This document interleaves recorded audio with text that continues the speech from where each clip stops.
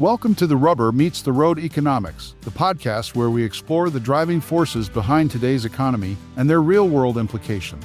Join investor Hunter Craig as he interviews Professor Edwin Burton from the University of Virginia, delving into the complexities of economics with clarity and insight.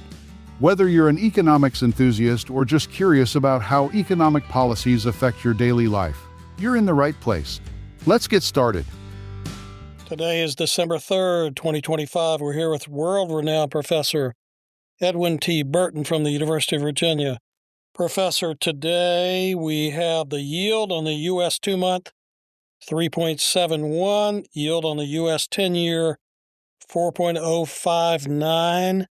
Three issues are top of many people's minds.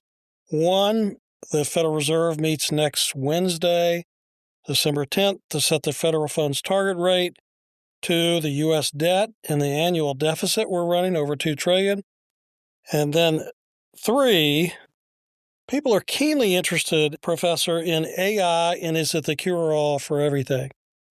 First topic, Federal Reserve meets next week. What will they do given that the yield on the U.S. 2-month is 3.71? Current federal funds target rate is 3.75 to 4%. What will the Federal Reserve do? Well, you just answered your own question, Hunter. If the Treasury bills are at 371, that means they're going to bring the target range down to encapsulate that Treasury bill yield. What's been happening the last 3 or 4 days, we don't have the data on money supply, but I'm pretty sure the Fed's been pumping money into the very short end to pull those bill yields down. It all started happening about 3 days ago, and the bill yields have come down dramatically from around the 390 area down below the 375 limit. And they won't let it go much further. You're going to see the bill yields settle right around 370. That's where they'll be when the Fed meets in a week or two to decide on the new target range, and it will be 3.5 to 3/4. That's where this is going. But you mentioned also the 10-year, and it's worth noting that the 10-year is still trading above 4 and that the 30-year bond is still trading above 4.7. And mortgage rates, if you look at the current 30-year mortgage rate, at least in the marketplace, is about 630. That's higher than it was 2 weeks ago. So you're getting lower rates in the short end, but stiffening in the longer end. Very painful. People are reluctant to sell their current houses because they have low mortgage rates, and the replacement mortgage would be at a higher rate. So it's hurting home sales. Well, home prices, of course, depend on where you are, but in the aggregate for the country as a whole, there is weakness in the pricing structure now. You're beginning to see people expect discounts when they go to purchase a home. It takes longer to sell a home. And you have a lot of suppressed supply for the reasons that you're giving. So there's a lot of supply that's really actually out there, but it's not going to show up in the market until a little bit people get further along on their mortgages. They won't wait until the mortgage is paid off because the interest on a mortgage declines as a percentage of the payment every single month. But they will, in time, that interest deductibility becomes less valuable and the interest component becomes less valuable. So you'll see a freeing up of the supply at some point. So I think you're going to see home prices pretty much stabilize over the next 2 or 3 years and perhaps be a little bit weaker than what you're used to since 2019. U.S. debt, $38 trillion. Annual deficit, over $2 trillion. Professor, have we passed the tipping point where we're in a debt spiral? Well, I think we have, actually, but we certainly passed the political tipping point. I see no politicians at all in either party concerned about the national debt problem. You do see some politicians in Europe commenting on it now, beginning to make comments, because Europe's got all the same problems we have. The staggering change in the debt percentage as a percentage of GDP, if you just go back 2 or 3 decades ago, almost every country in the world except for Japan was in the 40 to 50% of GDP range. And they're now all in the 100 to 140% Where are range. we, Professor? We're, depending on how you count the debt, whether you count just the funded debt or the unfunded debt, we're somewhere between 110 and 125. Which is huge. And that has long been considered anything over 80 is unsustainable. Well, we're 50% higher than that now. So we're in the unsustainable region. And the worst part of that is that people are concerned about two things. One, they're concerned about services. You see the hue and cry over wanting credits for Obamacare that came up during the recent government shutdown issue. So on one side, people are demanding much more benefits from the government, much more spending. On the other side, the effective tax rate in a state like New York, if you include state income tax, city income tax, federal income tax, and property tax, is over 70% for a lot of people, and particularly the people that mainly pay the taxes in the state of New York. Even here in Virginia, the numbers, if you add in property taxes, are closer to 55% of income.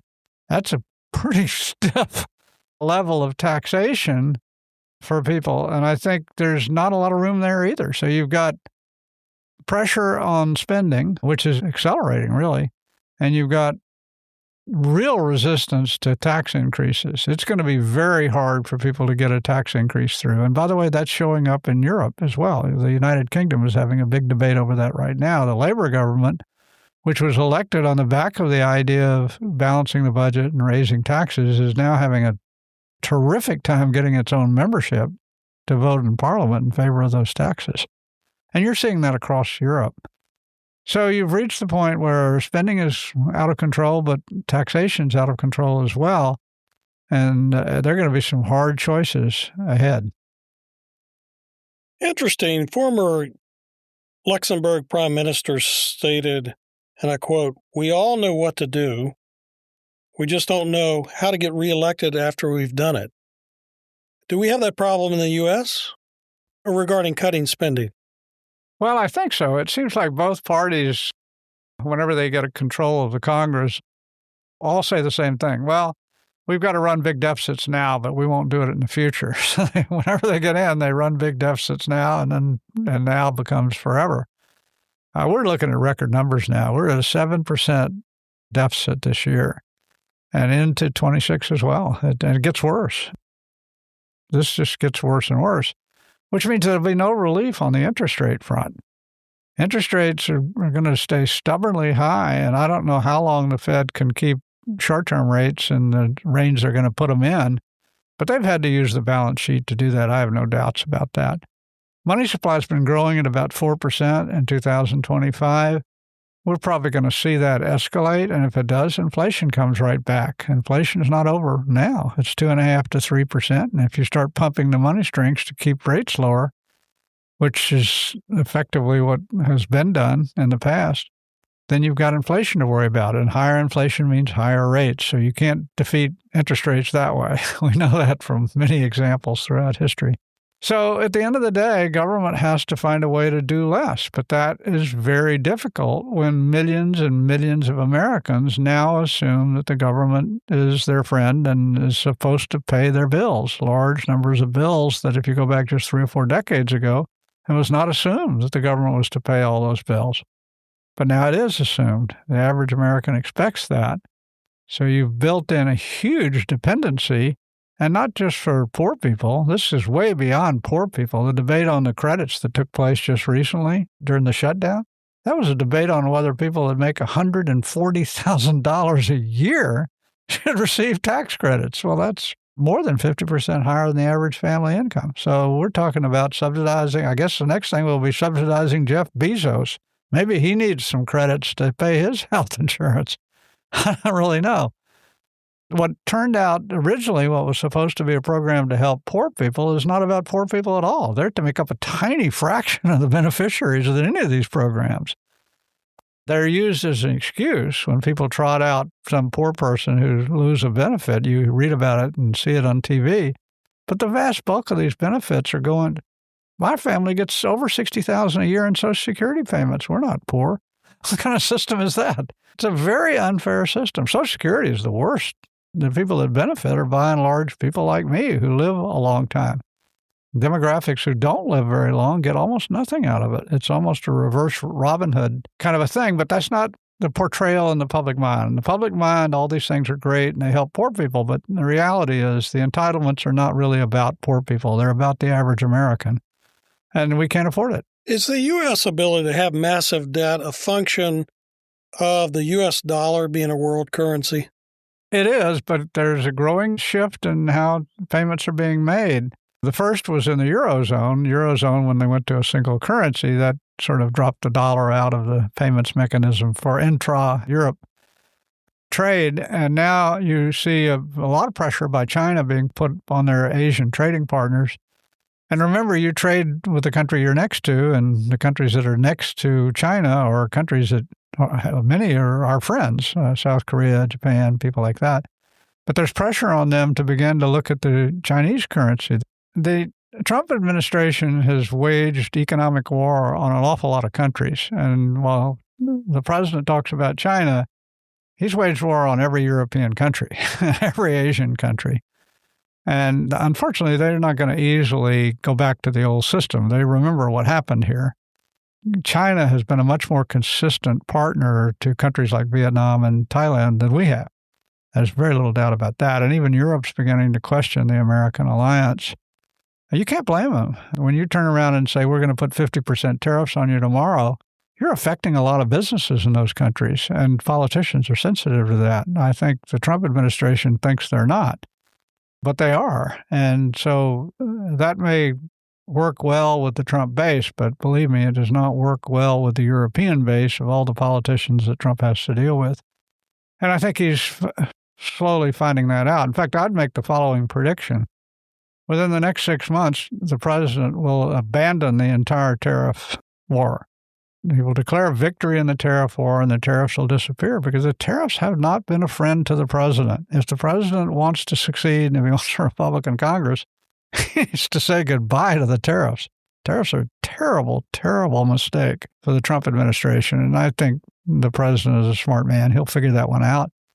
So that's my prediction. I don't think anybody else sees that coming, but I definitely see the elimination of all these tariff walls that the president has put in place. Now, the court might help him. The Supreme Court's about to rule on the constitutionality of the president's actions, and I think some of his actions will be ruled unconstitutional because the Constitution's pretty clear that the Congress has the power to tax, and the president has been bragging about how much tax revenue he's bringing in. That's probably not a good way to defend yourself that this is not a tax. I think the courts I'm sure there'll be some kind of mixed decision, but the bulk of the tariff policy that the president's been involved in will probably be declared unconstitutional. And I think 6 months from now, tariffs will begin to fade into the background as the administration walks away from them. They're not in American interest.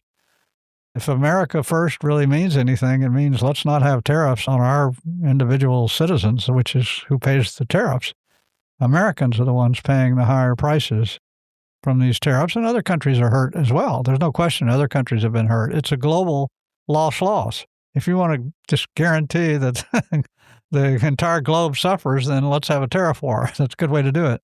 Hopefully, the better angels here will prevail, and I'm sure that they actually will prevail, and we'll see a much more sensible tariff policy down the road from the administration.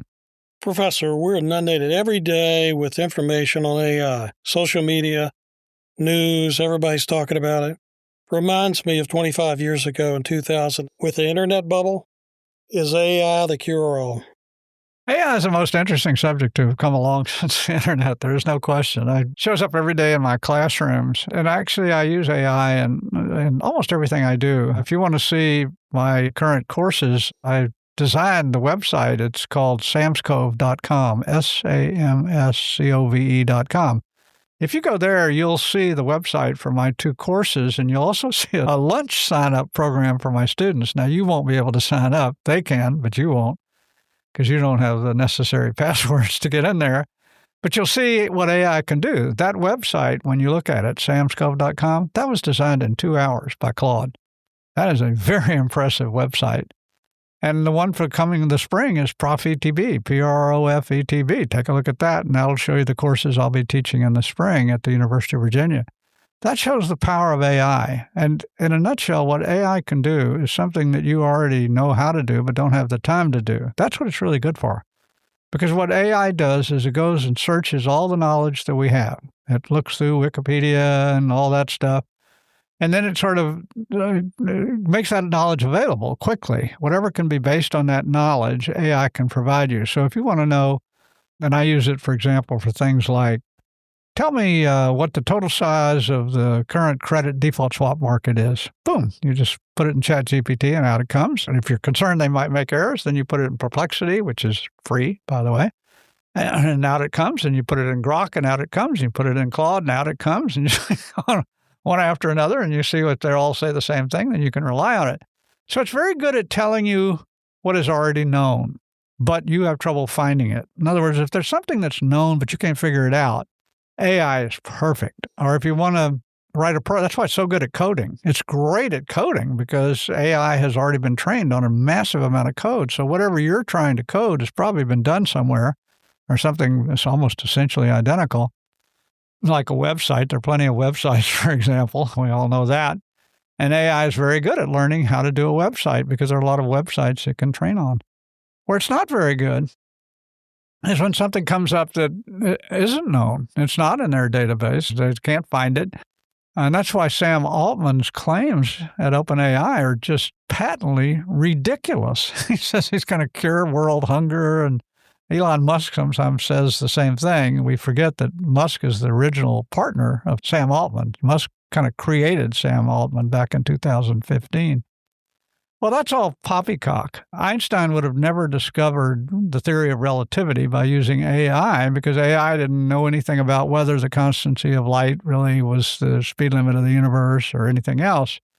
And he had to make a lot of intuitive guesses. And I can guarantee you that AI is not going to be very good at making intuitive guesses. So we're not going to cure cancer with AI. We're not going to solve the world health problem with it. What we will be able to do is, and this is bad news for lawyers, if you want a will or something, well, there are a lot of wills out there. So if you want a will that does something, I bet you there's one already out there, and AI can find it and dress it all up for you. Whatever you want to do that's already out there, it'll be able to do, and it'll be able to do it quickly. And you might not be, it might take you years to do that. How long would it have taken me? Those of you who can go pull up samscove.com can see that's a very good website. That picture, by the way, is not me currently. That was 20 years ago. So I didn't want to put a picture of me currently or it would scare off all my students. So I put that picture in there. But anyway, once you've taken a look at it, ask yourself, how long would it have taken Professor Burton to write that program? Oh, I don't know, 3 months? But I wrote it in 2 hours. That's the power of AI. If it's something you kind of already know how to do, like you're a young investment banker at Morgan Stanley, and your job is to create a cash flow model. There's a million cash flow models. And so you're a young banker, you just ask ChatGPT, give me a cash flow model for this situation, blah, blah, blah. And boom, out it comes. It's really good at that. So it takes things that we could do ourselves, but it does it very efficiently. Now, here's a thought experiment, and I haven't done this, so those of you who are out there can try doing this. What if you ask AI, the big problem in America and much of Europe and much of the developed world is our healthcare systems are really not very efficient. You often go to get healthcare and you can only get what your health insurer will pay for in America. And if they won't pay for what you need, what your doctor says, too bad, you don't get it. So your doctor's not making the decision. Some 28-year-old bureaucrat working for some health insurance company, he's deciding whether you get this or that treatment. That's not very good. And not only that, people overuse the system. They don't seem to have the incentives to take care of themselves. You see an enormous number of overweight people in the U.S. compared to a lot of other cultures where healthcare is not as available. So we don't even provide for the incentives for people to be healthy like we ought to. So what if you ask AI, please help design a healthcare system for a developed country? And we want it to be such that there are built-in incentives for people to take care of themselves, to exercise, eat the right foods and all that. We want to be sure that we take care of people who have preconditions or have genetic problems or people who are just frankly too poor to afford health care. We want to be sure that the system can somehow meet their needs as well, but we want it to be efficient. We don't want people to have surgeries they don't need. We don't want people to not be able to do something because a healthcare insurance provider said no. In other words, feed it all those questions and spend a couple of days going through it. And if you do that, you will never come up with a system that you see in the U.S. or in Europe. It just won't happen. I can tell you what you'll come up with if AI really works any good. The right system is a system that is mostly a free market in healthcare and a free market in health insurance, supplemented with government programs to help truly indigent poor people get the health care they need, and especially children of all types to get the health care they need, which takes care of some of the things that we worry about, preconditions and things like that. But on the other hand, the bulk of it is private market. And why? Because economics already knows if you've got a scarce resource and you want it to be produced in large amount and an efficient price, don't ask the government to do it. You see the same thing in public schools. Healthcare is a monopoly in the U.S. and most of Europe, and education is too. Education is a monopoly in the U.S., which is why education really only works for high-income people. You get out of a high-income neighborhood, your schools aren't worth a darn, and there's nothing you can do about it. You need much more market incentives. Somebody needs to have an incentive to educate the child, and the current program is such that once in a while, I'm not saying teachers aren't really motivated to try to teach the child. They are, but they're not necessarily motivated to do that because they're not measured by what the child learns. And you see the same thing in higher education, but higher education is not where the battle is won or lost. It's won or lost from pre-kindergarten to grade 6. That's where the battle for educating children is won or lost. You can do the whole job there. And given that YouTube is free and you can use ChatGPT to learn, if you educate kids well in the first, let's say, 8 years of their education, they're going to really succeed. But ask AI, what's the best way to teach a 6-year-old or a 4-year-old? Ask them. They'll never come up with a system like we have. That isn't the best way in the modern world to do this. So there's a way. We know a lot. AI can search a lot. We know what works and doesn't work. We just don't know how to find it. But it's there somewhere. Some people have done a job on this, and if you ask AI, they'll find it for you. So there's an experiment those of you in the audience can try. Ask AI to solve the problem or what might be the optimal healthcare system or education system, and put in your biases. What do you want to achieve? You don't want, discriminatory practices. You don't want bad habits and all that stuff. Put all that in there and put everything. People always say, well, if you do that, you'll have this problem or that problem. Face those problems at the beginning. Ask AI, okay, I want to accomplish this. How do I do it? You might be surprised what you learn because it's all there. Because we already know a lot in economics. We know that systems that have some form of competition always perform better, always. And if you want a system not to work, turn it over to the U.S. government. They can't even deliver the mail. Anybody depending on the mail these days? That should be privatized. We should go put out for bid how to deliver mail. Because people aren't even getting mail. We have antiquated systems to use all that. And yet there's all these smart entrepreneurs out there that, look what Uber has done for getting around a city. It is unbelievable. Compare that to the way the world was when we depended on taxi cabs. It is night and day. AI can really help us. It can take things that we already know and bring them to the fore. What it cannot do, it's not going to do the Sam Altman stuff. That's all kind of ridiculous. And so is, honestly, Sam Altman, which tells you that I think a lot of the capital spending in AI is simply going to be wasted. I think enormous resources are going to be wasted in that venture. Now, I've said two things here in this podcast. One, that I think AI is very valuable. There's no doubt in my mind that it's extremely valuable. I use it every day and look at my websites and you can see it. But on the other hand, it's the capital spending that's going on is to go after Sam Altman's pipe dreams or somebody else's pipe dreams, and a lot of that money will be wasted. Are we in a bubble, and where would the S&P 500 be today without AI? You never want to abandon the S&P, in my opinion. If you're an investor out there, you always want to own the S&P. And when it runs into rough sledding, and I'm sure it will run into rough sledding, what you do is you hide your eyes, don't listen to TV, and stick in it, because if you stay in it, you do well. We know that American stocks have always done well. It's really the only avenue for the average person to make a lot of money without much thought process. You just buy, call it Vanguard or Fidelity or somebody, buy an S&P index, and then don't look at it anymore. If you had done that 30 years ago, it's ridiculous how rich you would be today, even if you put relatively small amounts of money in it. So you don't want to avoid the stock market. I think the stock market's going to get slaughtered, to be honest, and over the next year or two. I don't know when or where. But that doesn't mean I would advocate selling. That sounds paradoxical, but we can't time the market, at least I can't. I've been in the finance world for 50 years, and I have no idea what the market's going to do over the next 6 months. I make a prediction. Sure, I just did. I think the market will get slaughtered, but I made that prediction 12 months ago. And guess what? It didn't get slaughtered. It had a great year, another great year. So I would stick with the stock market. What'll happen is you're going to see a lot of companies have to take big write-offs on their capital expenditures. A lot of these data science things, they're going to be outmoded anyway in 4 years. The rate of technological progress, as soon as they finish building the data center, they're going to have to tear it right down. Google did that just a couple of years ago with one they built down in Texas because they get outmoded so quickly. 3 months ago, everything was about NVIDIA's chip, right? That's not the discussion anymore. It's Google's chip now. It's Google's AI chip. And the next time we meet, it'll be somebody else's AI chip. And they'll probably be in India or China or goodness knows where it is. We act like the world is static, but we live in a dynamic world. And I think there are a lot of people like Sam Altman out there. Remember, Sam Altman was 29 years old when he first cut the deal with Elon Musk. He was at the right place at the right time, made a little money early in his career, and then he met Elon Musk. And away they go. But I think you're going to see that a lot of that stuff is hype, and it's not going to really pay off.